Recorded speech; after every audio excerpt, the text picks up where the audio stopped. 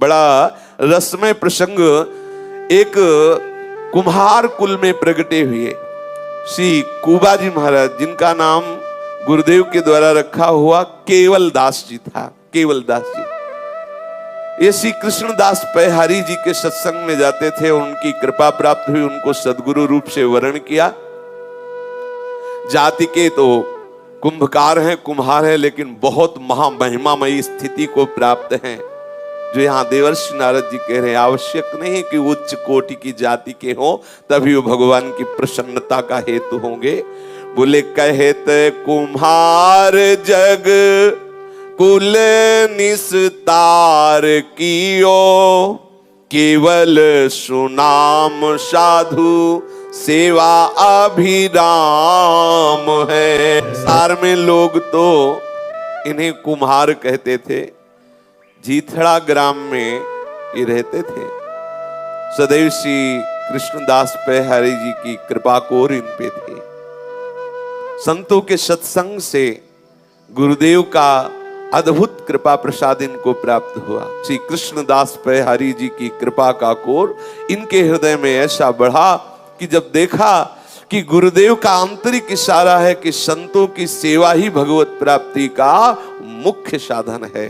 यदि संतों की आराधना की जाए तो अनंत भगवान को प्राप्त करना सहज है। सत्संग संत सेवा का स्वरूप है, उनकी आज्ञा का पालन करना। यदि वो अपनी कुटिया में पधारे तो किसी के पास अगर कुछ भी नहीं तो इतना तो है, खड़े हो गए, ग्रीवा झुका दिया, इसके बाद आसन दे दिया और जल, इतना तो सबके पास है। कोई भी वैष्णव पधारे, कोई भी संत पधारे, आप हरिदास हैं, हरि के चरण आश्रित, इतना करना ही चाहिए, चाहे आप गृहस्थ हो या विरक्त हो। भले आप उनकी कामना जो है, मान लो कोई ऐसे भी आते हैं धन आदि की याचना करते हैं, तो हम ये नहीं कहते कि आप पूर्ण करो या आपके सामर्थ्य नहीं है तो आप, इतना तो सब कोई कर सकता है। ऐसा ना हो कि आप अवहेलना कर दें। कोई भी आए प्यार से राधे श्याम बोल करके उनको जल पिलाइए, आसन में बैठा लिए। फिर वो जो कह रहे नहीं है तो जय श्री राधे, हमारे पास ऐसी सामर्थ्य नहीं है, यदि है तो भगवत स्वरूप मान करके अर्पित कर दीजिए। देनहार कोई और है, देते रहते दिन रहे, वो तो न जाने कहां से पूर्ति करता है। और वस्तु की सार्थकता है, हरि नाम जप करने वालों के उदर में यदि अन्न गया, उनके शरीर में हमारे द्वारा ऐसी सेवा बन जाए, वस्त्र पहुंच गया या उनके कहीं वास की व्यवस्था हो, ये तो हमारा अहोभाग्य है। अगर कभी ऐसा हमें संयोग मिले, सौभाग्य मिले। ये बात उनके हृदय में बैठ गई थी कि प्रभु को रिझाने का बहुत सरल उपाय है भगवत भक्तों के चरणों का आश्रय, उनकी आज्ञा का पालन, उनकी सेवा। लोग कहते तो थे इनको कुंभकार, लेकिन सही पूछो तो ये वास्तविक कुंभकार है। जैसे कुंभकार है ना, कुम्हार मिट्टी लाता है और उसको पात्र का रूप देता है और फिर तपा करके उसमें जल भरने योग्य बना देता है। ऐसे ही जो इनके समीप आ जाता तो ये उसके हृदय में भाव की रचना करते और भक्ति सिद्धांतों से उसे परिपक्व करके, तपा करके प्रेम रस रखने योग्य बना देते। ये ऐसे कुंभकार थे। ऐसा एक महामहिमा में महाभागवत इस कुल में प्रकट हुआ कि जगत प्रणाम करता है ऐसे कुम्हार कुल को, जहां ऐसे महाभागवत श्री कुबाजी प्रकट हुए, केवल राम जी प्रकट हुए।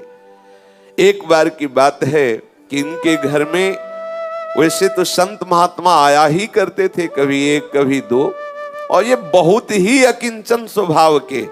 ये केवल 30 बर्तन बनाते थे और रोज एक बर्तन बेचते, उसी से जो आता उसी से संत सेवा और अपने घर का पालन कर। ज्यादा इसलिए नहीं बनाते थे कि भक्ति का सिद्धांत है छठदम सील बिरत बहुकर्मा, निरत निरंतर सज्जन धर्मा।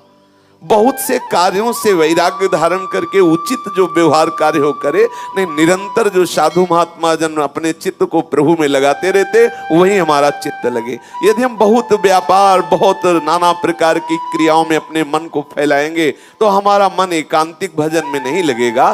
तो प्रभु ने जब सबरी जी के सामने भक्ति का गान किया तो कहा छठदम सील बीरत बहुकर्मा, बहुत कार्यों से वैराग्य धारण कर ले।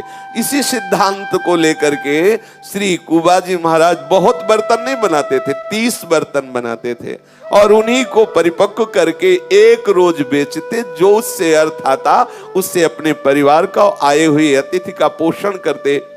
एक बार इनके यहां संतों की मंडली पधारी और मंडली में तो मानो 20 संत 25 संत ऐसे मंडली चलती थी। अब जैसे एक मंडली है सौनक जी की, 88,000 ऋषि हैं, अगर ये मंडली आ जाए तो होता ही विचित्र बात। दुर्वासा जी भी कहीं कहीं पाया गया 60,000 शिष्यों से, ऐसा पाया गया। तो संतों की पहले मंडलियां चलती थी, तो 20-25 संत होंगे। ऐसे एक मंडली श्री कुबा जी के घर आई और ऐसे भजन परायण महात्मा के गृहस्थी में कोई ऐसा नहीं कि बड़े बड़े गोदाम लगे हो, क्योंकि 30 बर्तन बनाना है और रोज एक बेचना है, जो आ जाए उसी से। तो कितना केवल उदर पोषण के लिए होता, बर्तन कोई सोना चांदी थोड़ी है, रज के बर्तन है, जितने के भी बिकते होंगे उसमें कितना बचता होगा, कैसे परिवार का पोषण। लेकिन ये निरंतर भजन परायण उतने में ही संतुष्ट रहते। अब जब घर में देखा तो संत सेवा के लिए कोई व्यवस्था नहीं और संत मंडली घर में आई हुई, सबके चरण पखारे, सबको आसन दिया, विराजो। पत्नी से कहा कि अब हमें कहीं जाना पड़ेगा, कर्जा लेना पड़ेगा, संत आए हैं, भूखे नहीं जाने देंगे। देखो वैसे अगर ये हाथ जोड़ के कह देते हमारे पास व्यवस्था नहीं है तो कोई दोष नहीं लगता, लेकिन ये प्रेमी जन है, इन्होंने विचार किया मैं कर्जा ले लेता हूं, संतों के लिए कर्जा ले लेता हूं।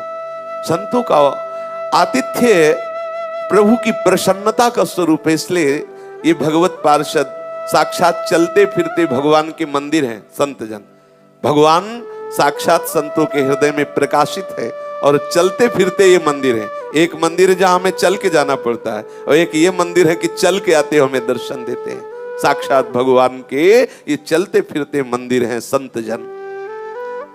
अब ये किसी महाजन के पास जाते और कहते कि 20-25 संत भगवान आए हैं, उनके लिए हमें थोड़ा आटा दाल चावल घी चाहिए, आप हमें दे दो, जो काम बताना वो हम काम कर देंगे, आपकी सेवा कर देंगे, या कर्जा रूप में दे दो तो हम अपना बर्तन बना के बेचेंगे, फिर धीरे से आपका कर्जा मैं ब्याज सहित दे देंगे। प्रायः महाजनों ने, जो धनी मानी थे, उन लोगों ने मना कर दिया कि गरीब आदमी है, इनको क्या दें, और जो देंगे तो पता नहीं कितने दिनों में दें। एक थोड़ा चतुर चालाक स्वभाव के थे, उन्होंने कहा कि देखो हमारा एक काम है, अगर तुम कर दो तो जितना कहो हम भोजन सामग्री दे सकते हैं। हाँ हाँ बोलिए आपका क्या काम है? बोले कुआं खोदना है। उस समय पानी के लिए कुआं ही होता था। मुझे जल चाहिए, जल के लिए कुआं चाहिए, और वहां कुआं खोदना मतलब 80 हाथ के नीचे कहीं पानी मिलता था। अब वो तय कर लिया। देखो कैसा स्वार्थी स्वरूप होता है धनी मानी जनों का। केवल भोजन संतों का करवाना है, वो जो चाहो आटा दाल घी ले जाओ, लेकिन आपको कुआं खोदना पड़ेगा। और ये इतने भगवत भक्तों की आराधना में तन्मय कि केवल इतने पे तय हो गया, ठीक है आज तुम हमें घी बुरा आटा दाल चावल ये दे दो, आज हम संतों को भोग पवाते हैं, फिर इसके बाद हम आपका पक्का वादा जितना जैसा कहोगे वैसा हम कुआं खोद देंगे। स्वीकार कर लिया प्रसन्न मुद्रा में। अब जो जो आवश्यक सामग्री थी उसने दे दिया। अब इनके हृदय में बहुत आनंद है कि जिन संतों के केवल एकमात्र जीवन आधार भगवान श्याम सुंदर है, आज उनकी आराधना करने का मुझे प्रभु ने अवसर दिया है। ऐसे आनंद मगन होकर के बहुत सी सामग्री ला करके संतों की सेवा कर रहे हैं। सुंदर सुंदर पकवान आदि बनाए, भोज्य पदार्थ बनाए और ठाकुर को भोग लगाया और सब संतों को पवाया। खूब आनंदित हो रहे हैं। कितनी भगवत भक्तों के प्रति प्रियता है कुबा जी की। केवल संतों के उदर पोषण के लिए वो सामग्री देगा और आप ही कुआं खोदेंगे। कितनी बड़ी बात थी कुआं खोदना। अब आप सोचिए, थोड़ी क्यारी खोदना हो तो बात अलग, पूरा कुआं खोदना है 80 हाथ का, तभी वहां से जल निकलेगा। अब जब संत भगवान सुंदर प्रसाद पाए, 1-2 दिन रुके और फिर चले गए, तो इन्होंने वादा किया था कि मैं सेवा करूंगा, कुआं खोदूंगा। बड़ी रसमयी स्थिति है। एक एक फावड़ा चलाते हैं, हर फावड़ा में वो नाम उच्चारण करते हैं, राम राम सिया राम सिया राम। पत्नी को प्रार्थना करके साथ लाए हुए हैं। वो मिट्टी के तसले को उठवाती है, फेंकवाती है, और उससे भी कहते हैं कि अगर बात करना है तो हमें राम नाम संबोधन करके बात करना। बात करने जैसे अपने लोग बात करते हैं, राधे ऐसा संबोधन करते हैं, श्री हरिवंश ऐसा मतलब हमें पुकारा जा रहा है या हमें संकेत किया जा रहा है। वैष्णव जन आपस में संकेत भी करते हैं तो आराध्य देव के नाम से ही संकेत करते हैं। अब वो इस भाव में मगन है कि इसने संत सेवा के लिए हमें जो सामग्री दी, मुझे पूर्णतः वादा निभाना है। स्वार्थ लोभी महाजन को तो आनंद हो गया, थोड़ा सा अन्न देने पर इतना बड़ा काम करवाना, उसके लिए तो और लाभ का विषय है। अब ये भगवान नाम कीर्तन करते हुए एक एक फावड़ा मार मार करके रज भरते तसले में, नाम उच्चारण करते हुए तसले को फेंकते जाते। श्री केवल राम जी उस महाजन का कुआं खोदने लगे।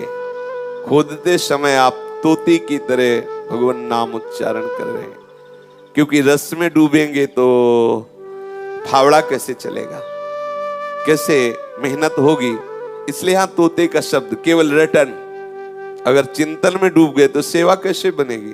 तो जिभ्या से जैसे तोते को सिखा दे बोलता रहता है, ऐसे जिभ्या से निरंतर सिया राम सिया राम सिया राम। एक एक फावड़ा मारते हैं, कुआं खोदते जा रहे हैं। जैसे जैसे फावड़ा मारते हैं, सिया राम सिया राम।